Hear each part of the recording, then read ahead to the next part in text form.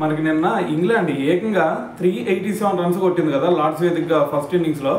అయితే మరి ఒక స్టేజ్లో చూసుకుంటే వీళ్ళు 350 రన్స్ అయినా కొట్టగలుగుతారా లేదా అనే స్టేజ్లో ఉన్నారు.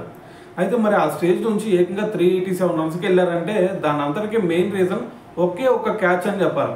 ఆ క్యాచ్ ఏంటంటే మనకి 87th ఓవర్లో చూసుకుంటే మనకి ఒక పక్క నుంచి సిరాజ్ బౌలింగ్ చేస్తూ ఉన్నాడు.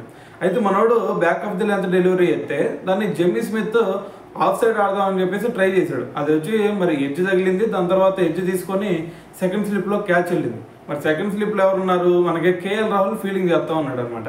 మరి అయితే ఆ క్యాచ్ డ్రాప్ చేసేసాడు అప్పుడు. సో మరి ఆ క్యాచ్ డ్రాప్ చేసినప్పుడు జెమ్మీ స్మిత్ స్కోర్ చూసుకుంటే కేవలం 5 రన్స్ దగ్గర మాత్రమే ఉన్నాడు. మరి ఆ డ్రాప్ చేసిన తర్వాత చూసుకుంటే అతను ఏకంగా 51 రన్స్ చేశాడు. అంటే 8th వికెట్కి బ్రైడన్ కార్స్తో కలిపి మొత్తం కూడా 80 రన్స్ పార్ట్నర్షిప్ బిల్డ్ చేశాడు.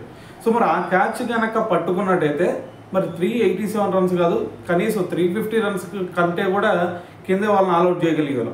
సో మరి ఆ ఒక్క క్యాచ్ ఏదైతే ఉందో అది మ్యాచ్ సినారియోని కొంచెం చేంజ్ చేసిందని చెప్పాలి.